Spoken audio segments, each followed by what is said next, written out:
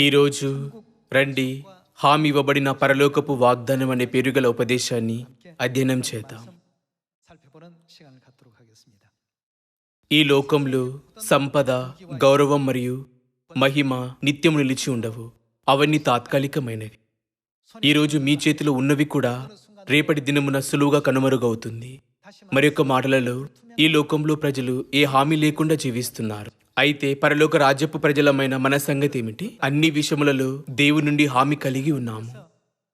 సోదరా సోదరులారా, సమస్తము దేవుని నుండి హామీని కలిగి ఉన్నామని నిజము కంటే మనకు అధిక సౌకర్యవంతమైనది ఏమి ఉండగలదు? అంతేకాకుండా దేవుడు మనకు వాగ్దానం చేసి హామీనిచ్చినదేమనగా పరలోక రాజ్యము. ఈ లోకంలో ప్రజల భవిష్యత్తుకు హామీ లేదు. సంపన్న ప్రజలకు కూడా ఒక ప్రాణాంతకరమైన వ్యాధి సోకగలదు మరియు వారికి బ్రతకటానికి మీకు అధిక సమయం లేదు అని చెప్పబడుతుంది. ఏమైనా సందేహం లేకుండా మన భవిష్యత్తుకు దేవుని చేత హామీ ఇవ్వబడినది. ఈ ఒక్క నిజం వలనే మనమెలా భావించవలెను? మనం హల్లెలూయా అంటూ సంతోషంతో ఉప్పొంగిపోకూడదా? ఈ రోజులలో ఆ మహమ్మారి అంటువ్యాధి వల్ల ప్రపంచవ్యాప్తంగా ప్రజలు చాలా నిరాశకు గురయ్యారు. ఫలితంగా ప్రజలు తమ భవిష్యత్తు గురించి తీవ్రమైన అనిశ్చితిగా భావిస్తున్నారు. అనేక ప్రజలు తమ ఉద్యోగాలు కోల్పోయారు. మరియు ప్రపంచమంతటా విభిన్నమైన స్థలాలలో గందరగోళం జరుగుతున్నది. ఈ పరిస్థితిని గమనిస్తూ దేవుడు మనకు పరలోక రాజ్యమునకు వాగ్దానం చేసి హామీనిస్తున్నందుకు ఆయనకు మనం ఎంతగా కృతజ్ఞతగా ఉండవలెను? అనేక ప్రజలు తమ స్వంత మార్గములు ఆరాధన సేవలకు హాజరగుచు మరియు దేవునికి శ్రద్ధగా ప్రార్థిస్తున్నంత కాలం వారు పరలోకం వెళ్ళగలరని అనుకుంటారు. ఏమైనప్పటికీ మత్తయి 7:23 యేసు, నేను మిమ్మను ఎన్నడూ ఎరుగను, అక్రమము చేయువారలారా నా ఎదురు నుండి పొండి అంటూ యేసు అలాంటి ప్రజలను నిరాకరించినప్పుడు మీరేమనుకుంటున్నారు? వారు తమంతట తాము దేవుని చేత సిద్ధపరచబడిన పరలోకంలో ప్రవేశించుటకు నేను ఎలాంటి విశ్వాసం కలిగి ఉండవలను అని ప్రశ్నించుకోవచ్చు. ఏమైనా కృత నిబంధన సత్యంలో ఉన్న సీయోను కుటుంబ సభ్యులకు దేవుడు పరలోక రాజ్యమును హామీనిచ్చును. మనకు చెందిన సంఘం, మనం వెంబడించే సత్యము మరి మన భవిష్యత్తు అంతా దేవుని చేత హామీ ఇవ్వబడినది. తొలినాటి సంఘం యొక్క అపోస్తులు సువార్తను ప్రకటిస్తుండగా తరచుగా వారు కష్టాలు మరియు శ్రమలను అనుభవించారు. అయినప్పటికీ వారు అనుదినము సంతోషంతో నిండిపోనట్లుగా వారి కొరకు ఎలాంటి భవిష్యత్తు వేచి ఉండెను? వారు హామీ చేయబడిన భవిష్యత్తును కలిగి ఉండెను.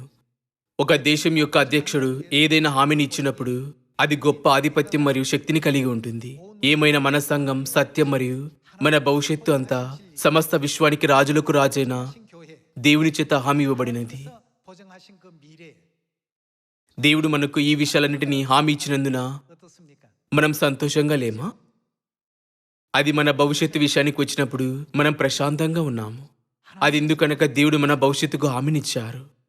ఏమైనా ఈ లోక ప్రజలు, నేను నా ఉద్యోగాన్ని కోల్పోయినట్లయితే ఎలా, నేను నా ఉద్యోగాన్ని కోల్పోయినట్లయితే నా జీవితంలో నేనేమి చేయవలను అని ఆలోచిస్తూ తమ భవిష్యత్తు గురించి ఆందోళన చెందుతారు. కానీ పరిశుద్ధ గ్రంథంలో దేవుడు, నేను ఆకాశ పక్షులను పోషిస్తున్నాను, పొలంలోని గడ్డికి వస్త్రాలను ధరింపజేతును, మీరేమి తిందురో మీరేమి ధరింతురో అని ఎందుకు చింతిస్తున్నారు అని చెప్పును.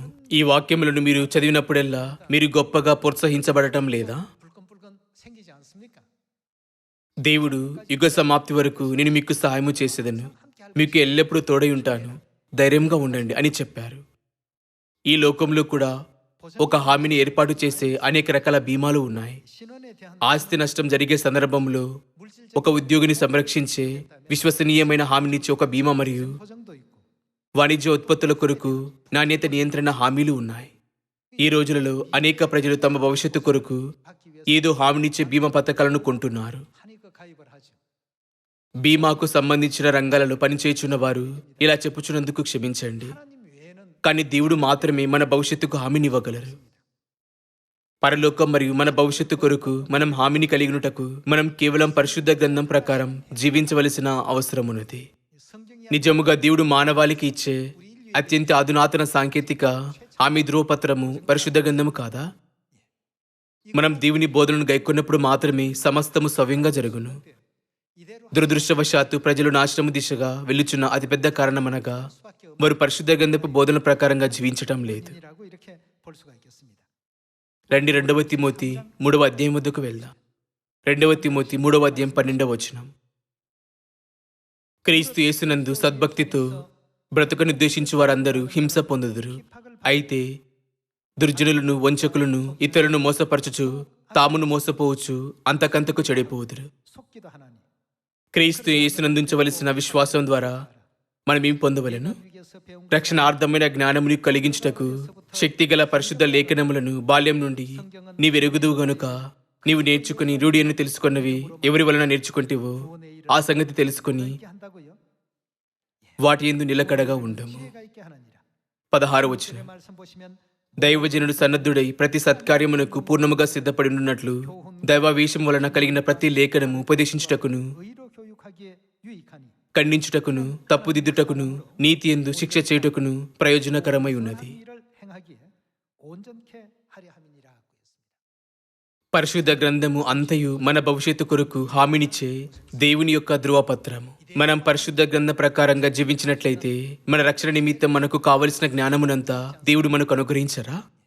ఈ లోకంలో జీవిస్తుండగా అనేక ప్రజలు పరిశుద్ధ గ్రంథం యొక్క బోధనల ప్రాముఖ్యతను గ్రహించారు. 중요성을 인식하지 못하니까 ఏ విధంగా పరిశుద్ధ గ్రంథము హామీనిచ్చే సత్యం నుండి 세상이 외면하고 వారు వెనుదిరుగుచున్నారు. శరీరధారిగా ఈ భూమిపైకి వచ్చిన దేవుణ్ణి గుర్తించలేకపోవచ్చున్నారు. 알지를 못하고 외면하는 이런 안타까운 현실 속에 있습니다. 우리 రండి హెబ్రీలు 6వ అధ్యాయం చూద్దాం. 보도록 하겠습니다. హెబ్రీలు 6వ అధ్యాయం 17వ వచనం. ఈ విధంగా దేవుడు తన సంకల్పము ఏమి చేయును? నిశ్చలమైనదని ఆ వాగ్దానమునకు వారసులైన వారికి మరి నిశ్చయముగా కనపరచవలనని ఉద్దేశించిన వాడై 맹세로 어떻게 했다고요? తన అబద్ధమాడజాలని నిశ్చలమైన 2 సంగతులను బట్టి ఆ వాగ్దానమునకు వారసులైన వారికి అనగా రక్షింపబడు వారు కదా, 아들 아니겠습니까? 그 తన మార్పు లేని ఉద్దేశపు స్వభావమును రక్షింపబడబో వారికి దేవుడు స్పష్టపరచాలని కోరినందున దేవుడు దాని ప్రమాణంతో హామీనిచ్చాను. 하시더라 하고 있습니다. దేవుడు హామీనిచ్చిన వాగ్దానంలోకెల్లా 이 రండి పరిశుద్ధ గ్రంథంలో కొన్ని ఉదాహరణలు చూద్దాం. 대표적인 몇몇 가지를 한번 성경에서 또 찾아보도록 합시다. రండి లూకా 22వ అధ్యాయం 28వ వచనం చూద్దాం. 같이 보겠습니다. 너희는 నా శోధనలలో నాతో కూడా నిలిచిన్న వారు మీరే. 함께한 자들인즉 కనుక నా తండ్రి నాకు రాజ్యం నియమించినట్టుగా నా రాజ్యంలో నా బల్ల యొద్ద అన్నపానములు పుచ్చుకొని 이게 맡겨 సింహాసనముల మీద కూర్చుండి ఇజ్రాయేలు 12 గోత్రముల వారికి మీరు తీర్పు తీర్చుటకై 또는 보좌 నేను మీకు రాజ్యము నియమించుచున్నాను. 12지파를 다스리려 하노라 하고 있습니다. 천국 나라 పరలోక రాజ్యం యొక్క అన్ని పాలపొంతులలోని లెక్కలేని దూతలలోకెల్లా 그 수많은 어떤 천사들 가운데서 దేవుని యొక్క బల్ల వద్ద తిని త్రాగి ప్రత్యేకమైన హక్కును ఎంతమంది కలిగి ఉంటారని అనుకుంటున్నారు? అయినను 되겠습니까? దేవుడు మనకు వాగ్దానం చేసి హామీనిచ్చినది ఇదే. రండి ప్రకటన 21వ అధ్యాయం 4వ వచనం చూద్దాం. ఆయన వారి కన్నుల ప్రతి బాష్పబిందును తుడిచివేయును. అక్కడ ఇక ఏమీ ఉండదు. 없다고요? అచట మరణమిక ఉండదని దేవుడు హామీనిచ్చారు.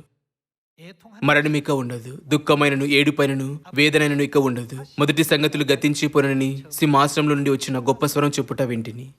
병들어 ఎవరు అనారోగ్యంగా ఉండరు. 받고 మనకు నొప్పి కలిగించే లేదా 질병도 శ్రమలు కలిగించే ఏ రోగం ఇకపై ఉండదు. 애통하는 것도 하나도 존재하지 않도록끔 그렇게 하겠다. అక్కడ ఏడ్చేందుకు లేక రోధించేందుకు ఏ కారణం ఉండదు. 물론 거기 ఎందుకనగా అచట మరణమిక ఉండదు. మనం దినదినము నూతనోత్సాహము మరియు సంతోషంతో నిండి ఉండే లోకంలో 그 세계 속에 దేవుడు మనతో యుగయుగాలుగా ఉండునని 함께 하시고 వాగ్దానం చేసి హామీనిచ్చారు. 또 보증을 하셨습니다. సోదరా సోదరిలారా, 천국 소 మనం అలాంటి మహిమగల పరలోక రాజ్యం కొరకు నిరీక్షణ కలిగి ఉన్నట్లయితే మనం ఈ జీవితాన్ని సహించగలము. 이런 어떤 కానీ తమ భవిష్యత్తు కొరకు లేదా పరలోక రాజ్యం కొరకు ఏ హామీ లేకుండా జీవించే వారి సంగతి ఏమిటి? 사람들은 వారి జీవితాలు ఎంత విలాసవంతంగా ఉన్నట్లు కనబడినను 해 보이고 నిజ రూపంలో అవి ఖాళీగా ఉంటాయి. 속은 그렇지가 않습니다. ప్రకటన 22వ అధ్యాయం 1వ వచనం. మరియు స్ఫటికము వలె మెరుగునట్టి జీవజలముల నది దేవుని యొక్కయు గొర్రెపిల్ల యొక్కయు సింహాసనం వద్ద నుండి ఆ పట్టణపు రాజవీధి మధ్యను ప్రవహించుట ఆ దూత నాకు చూపెను. 강자 ఆ నది యొక్క ఈవలను ఆవలను జీవవృక్షముండెను. 실과를 అది నెల నెలకు ఫలించుచు 12 కాపులు కాయను. 그 나무 잎사귀들 ఆ వృక్షం యొక్క ఆకులు జనములను స్వస్థపరచుటకై వినియోగించును.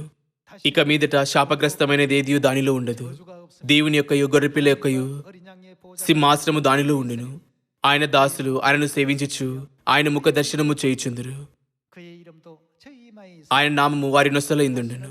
రాత్రికి ఎన్నడూ ఉండదు. దీపకాంతి ఎను సూర్యకాంతి ఎను వారికి అక్కరలేదు. దేవుడైన ప్రభువే వారి మీద ప్రకాశించును. వారు యుగ యుగములు రాజ్యము చేయుదురు. ఈ భూమిపై మనం ఒక రాజుగా పాలించుటకు కూడా సమీపించలేము.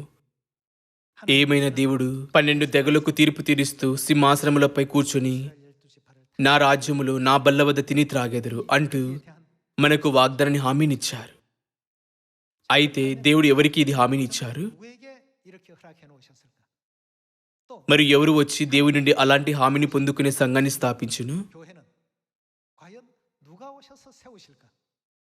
참 ఇది మనకు అత్యంత ప్రాముఖ్యమైన విషయం కాదా? సులువుగా ఒక సంఘాన్ని స్థాపిస్తూ మరియు దేవుని పేరును పిలవటం ద్వారా 그냥 మనం ఆటోమేటిక్గా దేవుని యొక్క పిల్లలుగా మారము. విభిన్నమైన కష్టాలు, శ్రమలు మరియు ఇబ్బందులను జయించి సంపూర్ణులుగా మారిన ప్రజలకు మాత్రమే 완성품으로 దేవుడు ఈ ప్రత్యేకమైన హక్కును హామీనివ్వరా? 보증을 하시는 것 아니겠습니까? అయితే దేవుడు హామీనిచ్చిన దానిని పొందుకున్నవారు ఎక్కడ కలిసి ప్రోగవుతారు? 이도록 되어 있는가 말이죠. 66 గ్రంథాలను కలిగి ఉన్న పరిశుద్ధ గ్రంథమనున్నది 감동으로 పరిశుద్ధాత్మ యొక్క ప్రేరేపణ ద్వారా వ్రాయబడిన దేవుని యొక్క హామీపూర్వక ధ్రువపత్రము. 결국 우리는 ఈ హామీపూర్వక ధ్రువపత్రములో మనం ఎక్కడ కలిసి ప్రోగవ్వాలో కనుగొనగలము. రండి ఇర్మియా 4:5 చూద్దాం.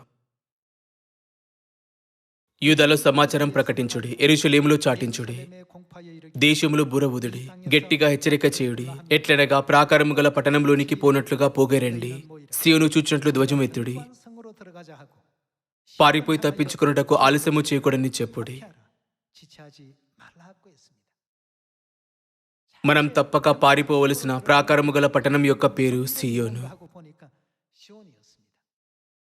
시온 సీయోనుకు వచ్చు వారికి దేవుడు పరలోక రాజ్యమును వాగ్దానం ఇచ్చి హామీనిచ్చారు. 하시고 보증해 놓으셨습니다. ఈ రోజులలో అనేక ప్రజలు దేవుని విశ్వసిస్తున్నారని సమర్థించుకుంటారు, కానీ సత్యం యొక్క సరైన గ్రహింపును కలిగి ఉండరు.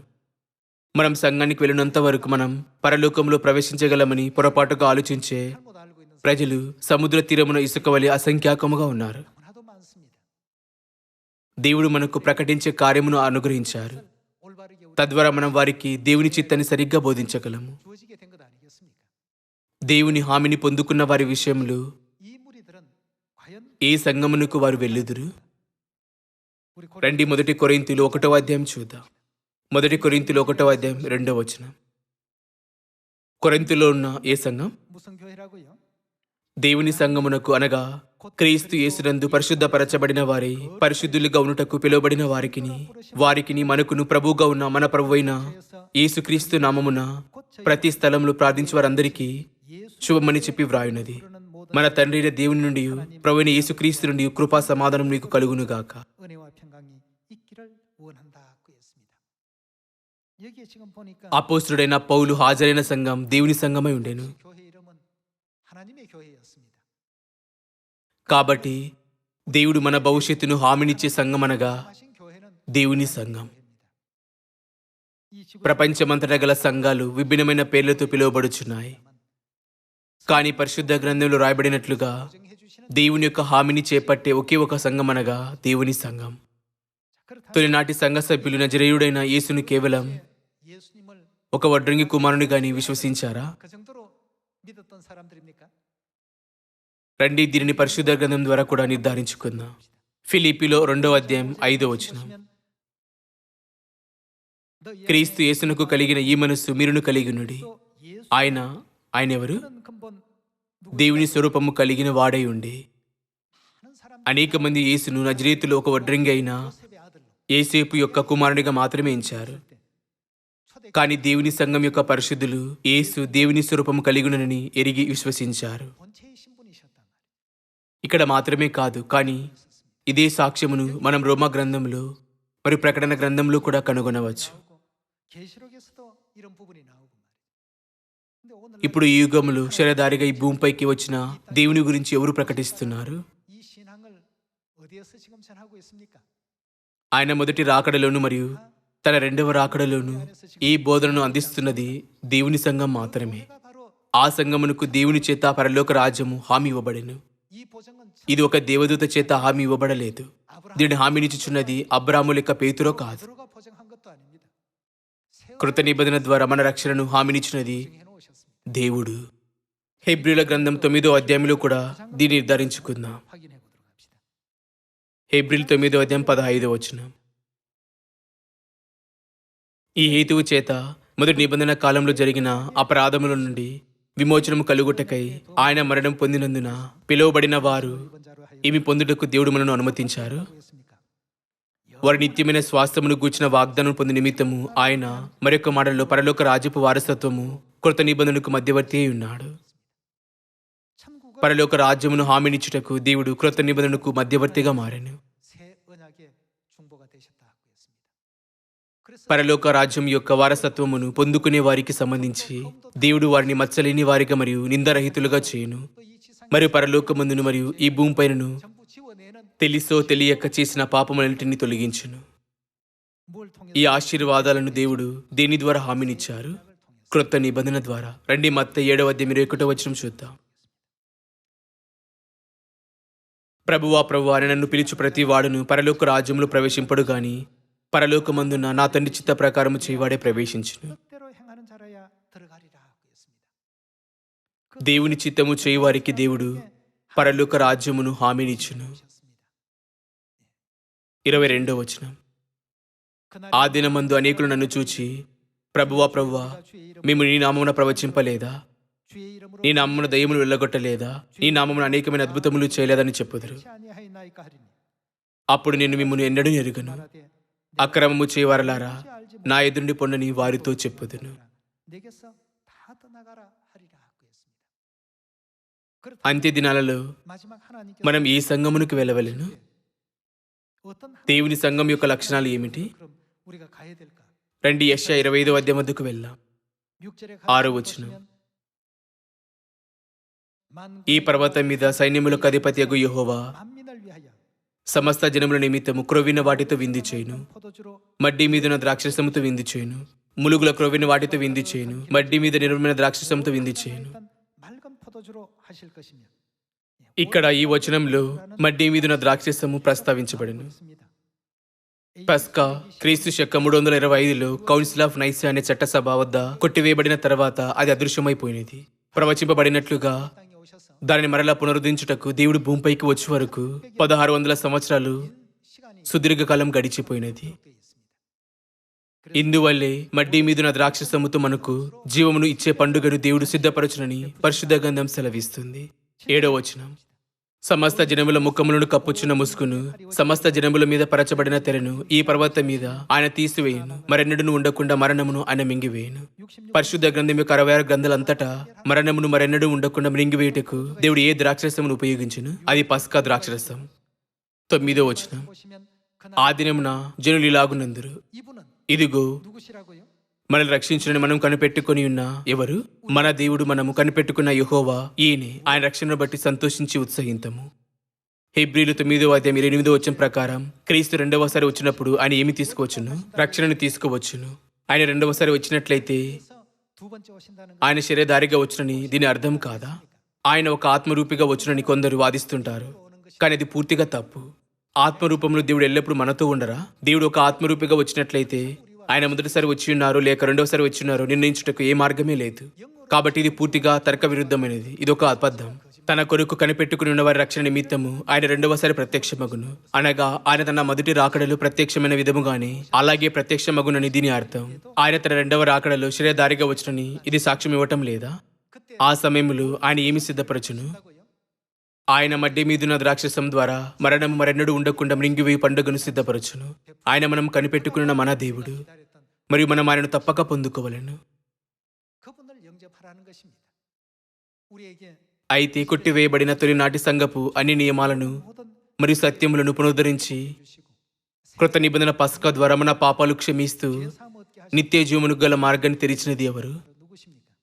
అది క్రీస్తు అన్సహోం గారు. మీరు మరియు నేను పరలోక రాజ్యం యొక్క హామీని కలిగి ఉన్న సంఘమునకు 보장이 చెందిన వారమని పరిపూర్ణ సాక్ష్యమును కలిగి ఉండలేదా? 확실한 증거가 있지 않습니까? 네. అది అపోస్తుడైన పౌలు వెళ్ళిన దేవుని సంఘం. 바울이 지켰던 유월절 그대로 పౌలు వలనే మనం కూడా పస్కా మరియు విశ్రాంతి దినమును ఆచరిస్తాము. 안식일 그대로 우리가 또 지키고 있고 మన సంఘం ఖచ్చితంగా తొలినాటి సంఘం వలె ఒకే సంఘం. 다 같습니다. కొందరు ప్రతిదీ అలాగే ఉన్నట్లయితే మనం ఎందుకు క్రీస్తు అనుసవం గారి నామములు ప్రార్థిస్తాం మరియు మనం ఎందుకు పరలోక తల్లిని విశ్వసిస్తాము? ఇవి కూడా తొలినాటి సంఘంలోని బోధనలో భాగమేనా అని అడుగుదురు. అవును, అవి భాగమే. మీరు ఆశ్చర్యపోవచ్చున్నారా? 했는데 ఆ బోధనలు తొలినాటి సంఘం యొక్క కాలంలో ఉండినవే. ఏమైనా 3 యుగాలలోకెల్లా 어떤 시대에 해당됩니다. తొలినాటి సంఘము ఏ యుగానికి చెందినది? 자 시대였습니다. అది కుమారుని యుగానికి చెందినది. పాత నిబంధన సమయంలో తండ్రి యుగం ఉండెను. 처음 오신 మరి మొదటిసారి యేసు భూమిపైకి వచ్చినది కుమారుని యుగమై ఉండెను. మనం ఇప్పుడు నివసిస్తున్న యుగము సంగతి ఏమిటి? 때문에 అది పరిశుద్ధాత్మ యొక్క యుగం. 이 성령 ఏ పేరుతో యేసు తన విమోచన కార్యమును చేపట్టును? 하시겠다고 했습니까? ఈ యుగంలో ఆయన యేసు అనే పేరును ఏ మాత్రం ఉపయోగించరు. 새로운 이름을 బదులుగా ఆయన తన క్రొత్త పేరుతో సువార్త కార్యమును చేపట్టును. 우리가 지금 살고 있습니다. రండి దీనిని పరిశుద్ధ గ్రంథంలో నిర్ధారించుకుందాం. 계시록 우리 3 ప్రకటన 3:12 జయించు వారిని నా దేవుని ఆలయంలో ఒక స్తంభముగా చేసేదను. అందులో నుండి వాడు ఇక మీదట ఎన్నిటికి వెలుపలికిపోడు. మరియు నా దేవుని పేరును పరలోకంలో నా దేవుని ఎదురుని దిగివచ్చుచున్న నూతనమైన యెరూషలేమును, 로부터 내려오는 నా దేవుని పట్టణపు పేరును, 하나님의 이름과 나의 నా క్రొత్త పేరును వాని మీద వ్రాసేదను. 기록하리라 하고 있습니다. యేసు క్రొత్త పేరును కలిగి ఉన్నారని మనం ప్రస్తావించినప్పుడు తమ పూర్ణ హృదయంతో ప్రజలు అహంకారంగా వ్యతిరేకిస్తారు. వారు యేసు మాత్రమే అని వాదిస్తారు. మరొక మాటలలో వారి శరీరాలు పరిశుద్ధాత్మిక యుగంలో జీవిస్తాయి, 쓰면서 కానీ వారి మనసులు ఇంకా కుమారుని యుగంలో నివసిస్తాయి. 가 있습니다. 그런 అలాంటి ప్రజలు గతంలో కూడా ఉన్నారు. 누구의 అది యేసుని సిలువ వేసిన పరిసయ్యులు మరియు 기관 예수님을 యూదులు. 못 박은 유대인들 వారి శరీరాలు కుమారుని యుగంలో జీవించాయి, 알고 있으면서 కానీ వారి హృదయాలు మరియు మనసులు ఇంకా తండ్రి యుగంలో నివసిస్తుండెను. 그대로 가 있었던 사람들입니다. ఈ కారణం వలనే కుమారుని యుగంలో వచ్చిన రక్షకుడిని వారు పొందుకొనలేకపోయారు. అదేవిధంగా క్రైస్తవులు ఇప్పుడు పరిశుద్ధ ఆత్మయుగంలో జీవిస్తున్నప్పటికీ వారి విశ్వాసము, హృదయాలు మరియు మనస్సులు ఇంకా ఏ యుగంలో నిలిచి ఉన్నాయి? 시대 지금 కుమారుని యుగంలో. 성자 시대 తొలినాటి సంఘ సమయంలో యేసు అపోస్తుడైన యోహానుకు ఒక దర్శనం ద్వారా 초대교회 నేను క్రొత్త పేరును కలిగి ఉండేదను అని తెలియజేశారు. 이 초대교회 ఈ విధంగా ఈ సత్యము తొలినాటి సంఘానికి ఇవ్వబడెను. 성령 시대가 మనం ఇప్పుడు పరిశుద్ధ ఆత్మిక యుగంలో జీవిస్తున్నాము. మన రక్షకుని నామము యేసు మాత్రమే ఉండగలదని మనం వాదించినట్లయితే మనకు పరిశుద్ధ గ్రంథం గురించి ఒక తప్పుడు అవగాహన మరియు వివరణ కలిగి ఉన్నదని అర్థం. ఇంకను ప్రకటన 3:12 కూడా యేసు ఇలా చెప్పాను, నా దేవుని పేరును పరలోకంలో నా దేవుని ఎదురుని దిగొచ్చుచున్న నూతనమైన యెరూషలేమును, నా దేవుని పట్టణపు పేరును, నా క్రొత్త పేరును వాని మీద వ్రాసేదను. 여러분 ప్రతి ఒక్కరూ నూతన యెరూషలేము ఏమి కలిగి ఉన్నారు? 있습니까? ఆమె పేరును కలిగి ఉన్నారు. యెరూషలేము యొక్క పేరు గురించి అడుగునప్పుడు కొందరు యెరూషలేము అనగా యెరూషలేమే, యెరూషలేముకు మరొక పేరు కలదా అని అంటారు. ఆశ్చర్యకరంగా యెరూషలేము ఒక పేరును కలిగి ఉన్నదని నిజానికి పరిశుద్ధ గ్రంథం బోధిస్తున్నది. 이름을 갖고 있는 నూతన యెరూషలేము నిజానికి పేరు కలిగి ఉన్నది. 예수 అపోస్తుడైన యోహాను ఇంకా సజీవంగా ఉన్నప్పుడు 반드시 తను ఒక క్రొత్త పేరును కలిగి ఉన్నారని యేసు అతనికి ఒక దర్శనం ద్వారా బోధించారు. 당시에 이미 예수님께서 계시를 통해서 주셨던 가르침이요 교훈입니다. 우리가 మనం క్రొత్త పేరైన అన్సాహం గారి గురించి ప్రస్తావించినప్పుడు కొందరు 초대교회 그 తొలినాటి సంఘంలో దాని గురించి ఏ బోధన లేదు, తొలినాటి సంఘ పరిశుద్ధులు ఆ పేరును ఎప్పుడైనా ఉపయోగించారా అని అడుగుదురు. నిజమే, వారు అది ఉపయోగించలేదు. వారు ఎందుకు దాన్ని ఉపయోగించలేదు? ఎందుకనగా ఆ క్రొత్త పేరును ఉపయోగించుటకు కుమారుని యుగంలో అది సమయం కాదు. 예수님의 దేవుడు క్రొత్త పేరుతో రక్షణ యొక్క తన చివరి కార్యమును చేపట్టి సంపూర్తి చేయవలనని మనం గ్రహించవలెను. 이런 어떤 구원의 역사가 있다는 것을 우리 모두는 또 알아야 되겠습니다. అంతేకాకుండా ఆయన ఏ పేరును కూడా ప్రస్తావించారు? 새 ఆయన తన క్రొత్త పేరును మరియు నూతన యెరూషలేము యొక్క పేరును కూడా ప్రస్తావించారు. 이름 했습니다. ప్రకటన 22 ఒక పేరును కలిగి ఉన్న నూతన యెరూషలేమును మరియు 새로운 이름을 క్రొత్త పేరుతో వచ్చే యేసు 시대를 పరిశుద్ధాత్మిక యుగానికి తలుపును తెరుచునని మనం చూడలేదా? 갖고 있지 않습니까? ఆత్మయు పెళ్లి కుమార్తెయు వారేమి చేయను? వారు రమ్ము అని చెప్పుచున్నారు. 이제까지 కేవలం మీరు తండ్రి యుగంలో మరియు కుమారుని యుగంలో 성자 మీ విశ్వాసాన్ని నిలుపుకున్నట్లుగా పరిశుద్ధాత్మ యుగంలో ఇప్పుడు మీరు నా యుద్ధకు రండి అని చెప్పుచున్నారు. 내게로 오라. ఇది మన రక్షణ కొరకు గల ముగింపు వరస. 결성점입니다. పరలోకము లేదా రక్షణ కొరకు గల దేవుని యొక్క హామీని పొందుకొనకుండా దేవుని విశ్వసిస్తున్నారని సమర్థించుకునే వారి విషయంలో వారి పరుగును ముగించి ఆత్మ మరియు పెళ్లి కుమార్తె వద్దకు రాగలరా? 올인할 수 있을까요? పరిశుద్ధ గ్రంథము ఎవరి వాక్యములను కలిగి ఉంటుంది? 하나님 పరిశుద్ధ గ్రంథంలోని దేవుని బోధనలను ఎవరైనా నిరాకరించినట్లయితే అది నా తలంపులు దేవుని వాక్యముల కంటే ఉత్తమమైనవి అని చెప్పినట్లుగా ఉంటుంది. ఎందుకు మరి రక్షణ అన్నది దేవునిపై ఆధారపడి ఉంటుంది? 하나님은 దేవుడు ఆది నుండి అంతం వరకు ఎరిగిన వారు 우리 인류의 మరియు మనల్ని పరలోకానికి నడిపిస్తూ మానవాళి యొక్క పాపములను ప్రాయచిత్తము చేయువారు. 천국으로 지금 인도하고 계시는 분이신데 కేవలం తమ స్వంత తలంపులకు 무조건 성 అవి సరితూగటం లేదనే కారణం చేత పరిశుద్ధ గ్రంథంలోని దేవుని వాక్యములను ఎవరైనా నిరాకరించినట్లయితే అది నిజంగా దురదృష్టకరము. 반드시 ఈ పరిశుద్ధాత్మయుగంలో మనం 새로운 యేసు యొక్క క్రొత్త పేరుపై ఆధారపడి ఆయన యొక్క క్రొత్త పేరులో ప్రార్థించినప్పుడు మాత్రమే మనం రక్షణ పొందుకోగలము. రండి ప్రకటన 19వ అధ్యాయం చూద్దాం. ప్రకటన 19వ అధ్యాయం 6వ వచనం. అప్పుడు గొప్ప జన సమూహపు శబ్దమును, విస్తారమైన జలముల శబ్దమును, బలమైన ఉరుముల శబ్దమును పోలిన యొక్క స్వరము, సర్వాధికారియు ప్రభునగు మన దేవుడు ఏలుచున్నాడు. ఆయనను స్తుతించుడి, గొర్రెపిల్ల వివాహోత్సవ సమయం వచ్చినది, ఆయన భార్య తను సిద్ధపరచుకొని ఉన్నది కనుక మనం సంతోషపడి ఉత్సహించి ఆయన మహిమపరచదమని చెప్పగా వింటిని. 누구를 뜻합니까? ఇక్కడ గొర్రెపిల్ల ఎవరిని సూచిస్తుంది? అది యేసును సూచిస్తుంది. ఈ ప్రకటన గ్రంథం మొదటిసారి వచ్చిన యేసు పరలోకానికి ఆరోహణమైన 60 సంవత్సరాల తర్వాత రాయబడెను. 그러니까 여기 కాబట్టి ఈ వచనంలోని గొర్రెపిల్ల రెండవసారి వచ్చే యేసును సూచిస్తుంది. 의미하고 있습니다. గొర్రెపిల్ల వివాహోత్సవ సమయం వచ్చినది, 하고요. ఆయన భార్య తను సిద్ధపరచుకొని ఉన్నది. 그 아내가 예비되어 있더라고 했습니다. గొర్రెపిల్ల మరియు గొర్రెపిల్ల యొక్క భార్య ప్రత్యక్షమగునని సత్యము తొలినాటి సంఘము చేత బోధించబడెను 하나님의 교회 మరియు ఆ సంఘమే దేవుని సంఘం. ఈ సత్యము ఈ పరిశుద్ధాత్మిక యుగంలో మాత్రమే నెరవేరబడగలిగెను. 8వ వచనం. 8절에요. మరియు ఆమె ధరించుకొనుటకు ప్రకాశములను నిర్మలమునైన సన్నపు నారబట్టలు ఆమెకి ఇయ్యబడెను. అవి పరిశుద్ధుల నీతి క్రియలు. మరియు అతడు నాతో ఇలాగూ చెప్పెను, 천사가 내게 గొర్రెపిల్ల పెండ్లి విందుకు పిలువబడిన వారు ధన్యులని వ్రాయము. మరియు ఈ మాటలు దేవుని యథార్థమైన మాటలని నాతో చెప్పెను. 했습니다. గొర్రెపిల్ల మరియు గొర్రెపిల్ల యొక్క భార్య నివసించే స్థలమునకు ఆహ్వానించబడిన వారు 그곳에 초대된 자들은 నిజంగా ధన్యులు. 자들입니다. సియోను పిల్లల అందరూ 전 세계에서 ఆ దూత మాట్లాడిన తండ్రైన దేవుడు మరియు తల్లైన దేవుడిని విశ్వసించు ప్రపంచమంతటా గల 세계복음 선교협회 world mission society church of God యొక్క సభ్యులందరూ 바로 ఆశీర్వదించబడిన ప్రజలు. 복이 있는 사람이라고 천사가 지금 얘기하고 있는 것입니다. 2000 సంవత్సరాల క్రితం యేసు అపోస్తుడైన యోహానుకు ఒక దర్శనం ద్వారా 우리 하나님의 교회 2000 సంవత్సరాలలో దేవుని సంఘంలో ఇదే జరుగును అని చూపించలేదా? 보여주신 장면 아니겠습니까? రండి ప్రకటన 21వ అధ్యాయం 9వ వచనం చూద్దాం. అంతటా ఆ కడపటి 7 తెగులతో నిండిన 7 పాత్రలను పట్టుకొని ఉన్న 7 దేవదూతలలో ఒకడు వచ్చి, 내게 말하여 가로되 ఇటు రమ్ము, పెండ్లి కుమార్తెననగా గొర్రెపిల్ల యొక్క భార్యను నీకు చూపెదని నాతో చెప్పి ఆత్మవశుడనై ఉన్న నన్ను ఎత్తైన గొప్ప పర్వతం మీదకి కొనిపోయి యెరూషలేమును పరిశుద్ధ పట్టణము దేవుని మహిమ గలదై పరలోకమందున దేవుని ఎదురుని దిగొచ్చుట నాకు చూపెను. ప్రకటన 3వ అధ్యాయం 12వ వచనం ప్రకారం యెరూషలేము ఏమి కలిగి ఉన్నారు? 뭐가 있더라고 했습니까? ఆమె పేరును కలిగి ఉన్నారు. 예루살렘 మనం గలతీయులు 4వ అధ్యాయం చూసినప్పుడు యెరూషలేము ఎందుకు పేరును కలిగి ఉన్నదో మనం సులభంగా గ్రహించవచ్చు. 답을 금방 이해할 수가 있을 것입니다. గలతీయులు 4వ అధ్యాయం 26వ వచనం. 오직 అయితే పైనున్న యెరూషలేము స్వతంత్రముగా ఉన్నది, ఆమె మనకు తల్లి. 새 예루살렘 యేసు 나의 నేను నూతన యెరూషలేము పేరును మరియు నా క్రొత్త పేరును అతని మీద వ్రాసేదను అని చెప్పినట్లుగా ఇది ప్రకటన గ్రంథంలో ప్రస్తావించబడిన ఒకే యెరూషలేము. ఈ సత్యము తొలినాటి సంఘంలో కూడా ఉండనని మనం బోధించినప్పుడు కొందరు దీన్ని విశ్వసించారు. అయితే అపోస్తుడైన యోహాను ఏ యుగంలో జీవించెను? 어느 시대 గలితుల గ్రంథాన్ని వ్రాసిన అపోస్తుడైన పౌలు ఏ యుగంలో జీవించెను? 어느 시대 사람입니까? వారిరువురు తొలినాటి సంఘంలోని భాగము వారు మరియు కుమారుని యుగంలో జీవించువారు కదా. 초대교회 యెరూషలేము యొక్క పేరు గురించిన సత్యము తొలినాటి సంఘంలో ఉన్న ఒక బోధన. 있었던 진리입니다. ఈ సత్యాన్ని ఎవరు బోధించారు? 존재했던 진리였습니까? అది ఈ సత్యాన్ని బోధించినది యేసే. 존재했던 진리인데 కానీ ఇది కుమారుని యుగంలో నెరవేరబడవలసినది కాదు కనుక 될 시대는 ఆ యుగం యొక్క పరిశుద్ధుల కొరకు అవసరమై ఉన్నది మాత్రమే ఆయన బయలుపరిచెను.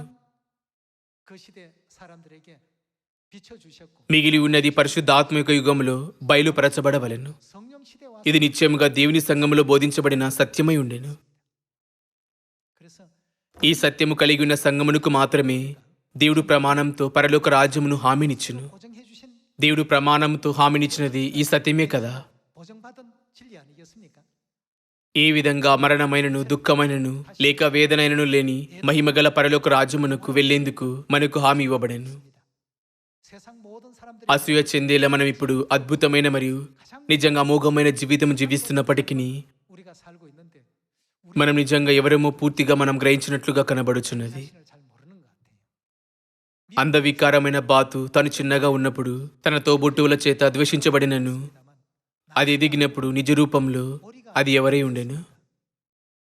అది ఒక సొగసైన హంసగా ఉండెను. 자기가 자기 కానీ అందరూ నన్ను ఎందుకు ద్వేషిస్తూ హింసిస్తున్నారు 왕따시기 అని ఆలోచిస్తూ తాను ఎవరో దానికి తెలియకుండెను. 잘 몰랐습니다. అది నిజంగా ప్రత్యేకమైనదని తనకు తెలియకుండెను. 우아한 చాలా కాలం పాటు 백조라는 అది ఒక సొగసైన బాతు అని సత్యము తెలియకుండా జీవించెను. 것이죠. దేవుని ప్రజలు ఈ లోక ప్రజల వలనే 우리가 ఒకే రకమైన కష్టాలను అనుభవిస్తున్నారు. 겪고 있지만 కానీ మన లోపల ఉన్నది ఏదో ఇతరులందరికంటే భిన్నమైనదని భావించాను. 백조들처럼 나도 좀 మనంతటా మనం 봤으면 నేను ఆ అందమైన హంసల వలె ఎగరగలిగినట్లయితే ఎంత బాగుండునని ఊహించుకున్నాము. మనం ఎల్లప్పుడూ పరలోక రాజ్యం గురించి కలగన్నాం. మనం ఈ లోక ప్రజలకు భిన్నమైన జీవన విధానమును మనం వెంబడించాము. ఇప్పటి వరకు దేవుడు మనను పరిశుద్ధ గ్రంథం ద్వారా పర్యవేక్షిస్తున్నారు. 끝까지 రండి మనం అంతం వరకు దేవుని యందు సరైన విశ్వాసమును కలిగి ఉందాం. తద్వారా మనం దేవుడు మన కొరకు సిద్ధపరిచిన మహిమగల లోకంలో ప్రవేశించవచ్చు. 여러분과 제가 మీరు అధిక కృపను పొందరని ఆశిస్తూ ఈ ఉపదేశమును ముగించాలనుకుంటున్నాను. చాలా ధన్యవాదాలు.